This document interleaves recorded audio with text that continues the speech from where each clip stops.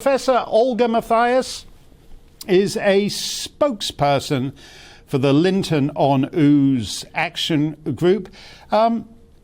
Olga, how can it happen in a so-called democratic society that an entire village suddenly discovers a couple of weeks before it's going to happen that it's going to be completely overwhelmed without any democratic say in the matter? It can only happen in a country that's no longer a democracy, I think, Mark. Just before this programme aired, our MP had an adjournment debate at the Houses of Parliament where he put a very strong case as to why this is the wrong plan and why Linton-on-Ouse is the wrong place. And yet Kevin Foster, I believe it was, who responded, simply read a standard pre-prepared list of effectively bullet points, which we've heard which we've heard from day one when this was announced. The Home Office has been to the village twice, again, pre-arranged pat answers. You mentioned the 4.7 million a day, so did they. And yet one of the villagers, not the same one who invited Boris up for the party, but one of the villagers asked in this open meeting, can you tell us how much per day per asylum seeker the 4.7 million sort of divides up into?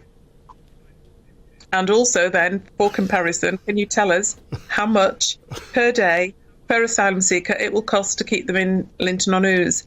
The response from a Home Office civil servant was, that's confidential. Now, to me, that would indicate they haven't done the sums, or they have, and the figure is more than 4.7 million. Otherwise, there's no reason. They'd be shouting it from rooftops if they were saving money. No, and you're absolutely right there that whatever it costs to put them up at the Holiday Inn, it's undoubtedly going to cost more to put them up at a government facility. But you mentioned that exchange in the House of Commons from whatever it was half an hour ago. Let's take a look at this. This is the local MP, Kevin Hollinrake, and the Home Office Minister.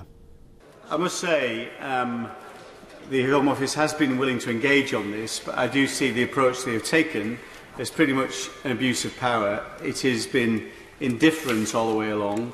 I haven't seen anybody yet who's willing to take ownership of this decision, say it's the right thing to do. And it's clear from what we've heard that my honourable friend is a strong champion for his constituents, and it will come as no surprise to the House or to his constituents to hear he has been making regular and firm objections to the opening of an asylum accommodation centre.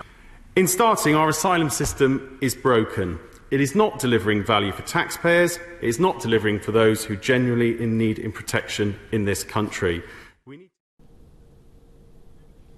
The House of Commons is dead, Olga. If that's what the Mother of Parliaments is reduced to, there's an MP raising a matter of urgent concern to his constituents and being fobbed off with, as you said, just like boilerplate talking points. It's a pretty pitiful spectacle. It's really depressing, isn't it? When you think that when lockdown came, when COVID was a major emergency, the government took all kinds of powers into its own hands. We're now told, as actually Kevin did say in his debate, we're now told that COVID is no longer an emergency. We're told that the asylum system is broken. What we're not told is the reason that asylum seekers are in hotels is because of the social distancing for COVID. They were taken out of the generally used accommodation and put into hotels. Why can't the Home Office put these people back in the accommodation that they used to use before? Why have they come up with this half-baked plan without any consultation? They've broken all their own rules. As I say, it now actually seems to be embedded that there are rules for us and that they don't apply to the people in Westminster. Very much, let's say, a combination of Aldous Huxley, A Brave New World, and 1984 by George Orwell. I strongly believe that... You're not wrong to bring that up. because what's interesting here, Olga, is that they just picked out this village by putting a pin in the map, because it would seem to be a very strange place to dump 1,500 people entirely unfamiliar with the British Isles. I gather that Linton has one village shop, but there's not a lot else to do. And so these 1,500 guys who are going to be there for ages and ages and ages while they're being processed are going to be at a loose end, and they're going to be bored, and the devil makes work for idle hands. These are going to be very idle hands for week in, week out, month in, month out. Are the villagers really nervous about how bad things could get? I think the villagers are really nervous about the fact, as Kevin mentioned in Parliament, about the fact that this decision was made, full stop. But the fact that nobody in Parliament and nobody in the civil service is owning this decision indicates that maybe there's a slow dropping of the penny, that it might not have been the marvellous decision that possibly it was touted at. I mean, it really is back of a fag packet policy making. We were, so going back to our democracy, we have all these checks and balances. We have an opposition party that should question strongly the government, and by so doing engender robust debate, which means that something is actually thrashed out properly. We haven't had a robust opposition party for a very, very long time, which means that the people in government, for some reason, believe they can do as they please. Luckily for us, we've got an MP who is trying to put a stop to that. Luckily for us, one of the local councils, North Yorkshire County Council, had a vote of no confidence last week in the Home Office. Luckily for us, Hambleton District Council, which is a council in which Linton-on-Ouse lies, are taking legal advice. We're hoping for an announcement any day soon. Moreover, the leader of the Hambleton District Council has said money is not an object to pursue the closure of this camp or the lack of opening, but maybe we're running out of time for opening.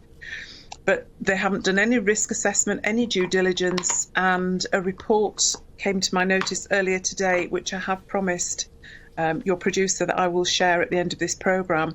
A report came to light where it has actually been announced that an environmental assessment, impact assessment, is now being carried out. But that should have been carried out weeks and weeks before the decision was announced. There should have been a community impact assessment. There should have been health impact assessment. I mean, the police have asked for a month's adjournment of the opening because they weren't involved. They haven't been given any extra money for policing. The Home Office tells us that there will be no change to our lives, and yet the police have actually promised 24-hour police presence in a village that hasn't seen a policeman for, 10 years. No, that's very interesting, Olga. I should add, actually, that I saw on the internet a tweet from, I think, David Atherton it was, who was saying that North Yorkshire Police, he's had it on good authority that North Yorkshire Police have advised locals, the local ladies, not to go out in short skirts and similar clothing. No one's arrived yet. And that's how North Yorkshire Police, who are entirely separate, I should add, from West Yorkshire Police, who did nothing to do the Rotherham business. So there's already all kinds of weird talk going on. And I was very struck by this from Kevin Hollinrake, who called it a sacrificial lamb. Yes. For national policy. In other words, it's as if they chose a particularly vulnerable village and decided to make an example of them pour encourager les autres. Thank you very much, Olga. We're going to stay on this. As you know, it's just come up in the House of Commons in the last hour or so, and we saw that exchange.